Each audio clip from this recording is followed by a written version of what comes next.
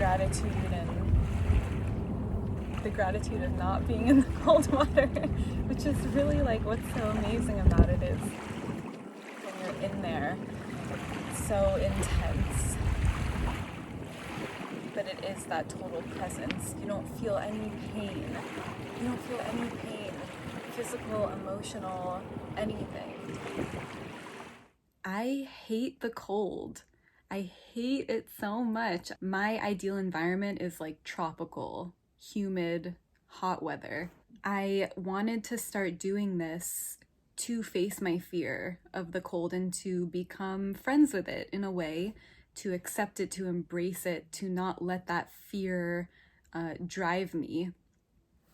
And it would also make my winters go by way better if I can accept and embrace and even like, in a way, or appreciate at least the cold. This practice, I've been doing it pretty consistently for like 3 or 4 weeks, and it is making me stronger. It's a deep strength. It's like a confidence in myself that I can get through anything. And when it comes to experiencing any type of trauma, loss, grief in life, there's this thought maybe that you can't get through it, that life is too painful. But a practice like this gives me a confidence that I can get through anything as well. And that is just that in itself, without the other additional benefits, is so worth it. I'm getting ready to jump into the cold ass water, and I wanted to do like a vloggy type thing about this because it really is such an experience, and it's an amazing tool for healing grief and trauma and depression. So before I do this, I get this fear really intensely. It is something that I want to face. So this is the little spot I'll be. I just lay down right in here. It's like the perfect little cove. It's a pretty little area. This is like the perfect little spot because it's sort of private. So I'm gonna start the process, and basically I'm gonna do 3 rounds of Wim Hof breathing. And my version of that is 1 minute of rapid breaths like this. I do it through the nose. And then you hold it for about 1 to 1.5 minutes. So you hold the breath, and you'll feel these like tingly sensations in the body. Maybe you'll feel some temperature changes in the body. And then you do that 3 times. From what I've gathered just from my own experience is that it kind of prepares you to hyperventilate like you do in the cold water. When you get to the cold water, it's shocking, and your breath is like and then you kind of are doing fast breaths in the cold water in that shocked state. So I think it sort of primes the body for that. I'm wearing socks.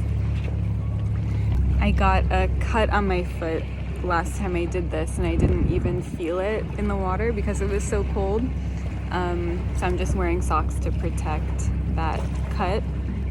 I really hate seeing people go into the water with socks on, so don't get triggered.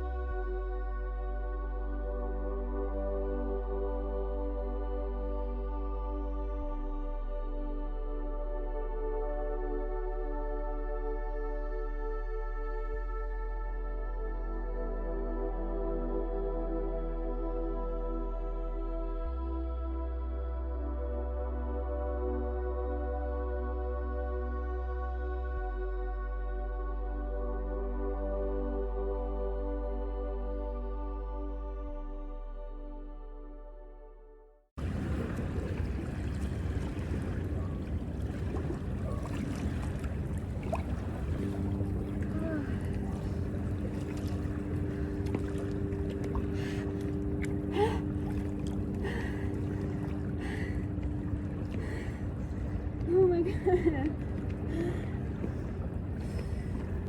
my god.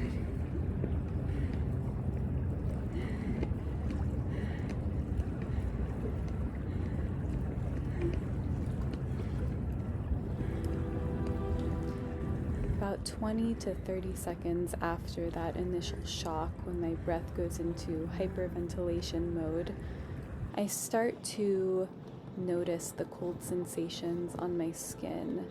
I start to notice my fingertips, maybe some tingling sensations, some numbness. I notice my toes. I just draw my full attention and awareness to my body, and I try to feel the sun on my skin. I try to stay in for a little bit longer than I think I can.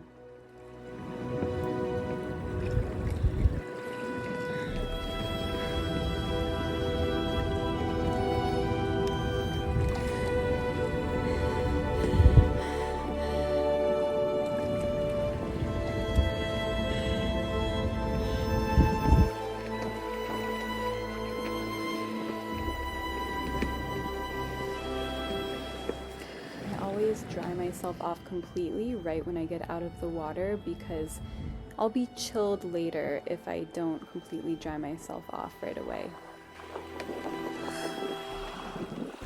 Well, the wind died down, of course, after I get out.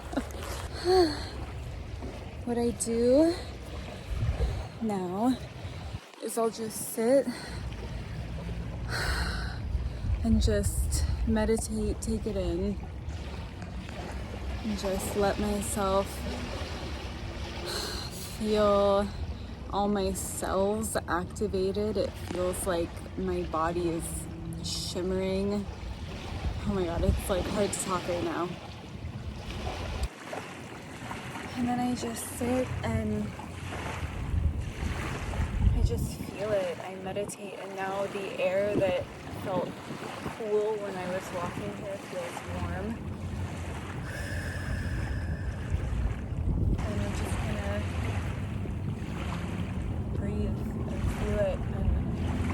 Feel the gratitude and the gratitude of not being in the cold water, which is really like what's so amazing about it is when you're in there, it's so intense,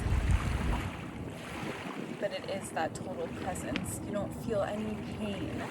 You don't feel any pain, physical, emotional, anything. And you're just trying to survive, and you're just trying to breathe. And then when you come out, you get the tingling in the body, you get like that natural high feeling.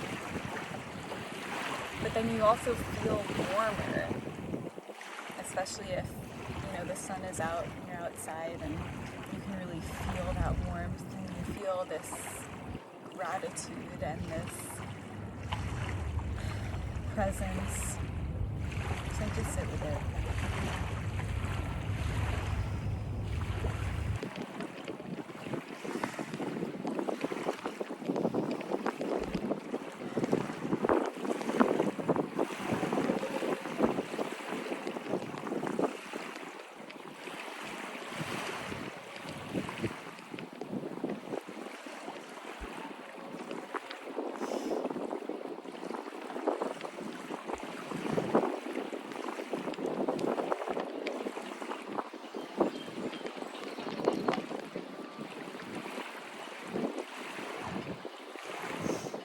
So we're back inside.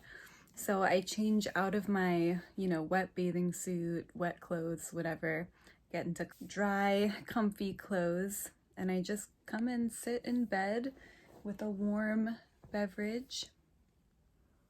And I like to either journal or just chill. Okay, so I wanted to talk a little bit about just the experience of cold plunging and benefits that I've gotten. The intention setting, we have the 3 rounds of Wim Hof breathing. All those things are optional. You can also just jump right in and see what happens. I tend to need to prepare mentally because I do have a lot of anxiety, and I'm using it as a tool to help my anxiety. So really allowing myself to feel that anxious energy surging up, allowing myself to feel whatever emotions are coming up, whatever fears are coming up, because there is such fear right before you get in your emotions. Maybe you're like going wild and you're like, oh my God, why am I doing this to myself? This is crazy. Every time I ask myself, I'm like, why the fuck am I doing this? Because the emotions are just like surging at that point. And you're like, God damn it. But like, that is all part of it. It's all part of this process of allowing your emotions to surge up, giving yourself space to feel those things. The way that makes this kind of discomfort profound is you are choosing it. You are putting yourself in a situation that is really uncomfortable, even painful, intense, anxiety inducing, and you are moving through it. And there's a lot of power in that, because often in life we are faced with situations that are out of our control when we're hurled into an anxious state, a state of panic, loss, grief. And so when we do have control and we can put ourselves in uncomfortable situations, it benefits us when we are thrown things that come out of nowhere. So it's a practice. When you get into the water, you cannot think of anything else but the intensity of the cold. If you're an overthinker like I am, it just stops. And I practice meditation almost daily, and nothing stops my thoughts like going into cold water does. It's a shock that puts you in that meditative present state right away. There's no pain in your body. There's no emotional pain. In that way, it's a retreat from suffering of life. But it just takes that leap. You just have to do it. The hardest part is just that initial doing it. It is beneficial to sit with discomfort and breathe through it in controlled ways, to teach yourself that you can sit in discomfort, that you can get through it, that you can survive it. When I step out of the cold water, I will often cry, I'll release emotion, I'll feel this profound sense of gratitude. It almost like opens these parts of myself that maybe I don't quite have access to otherwise, or it would take a lot to gain access to those places, to those emotional realms. And I feel depressed, stagnant, not motivated, stressed out. Oftentimes we just need like a phase change, if you will.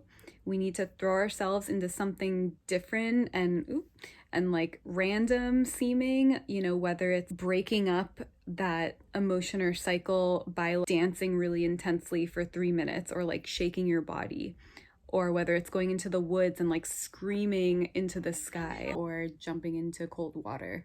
All shocks you into a different reality, a different state, a different emotional state, and that's really powerful. You have to do hard things, no matter what the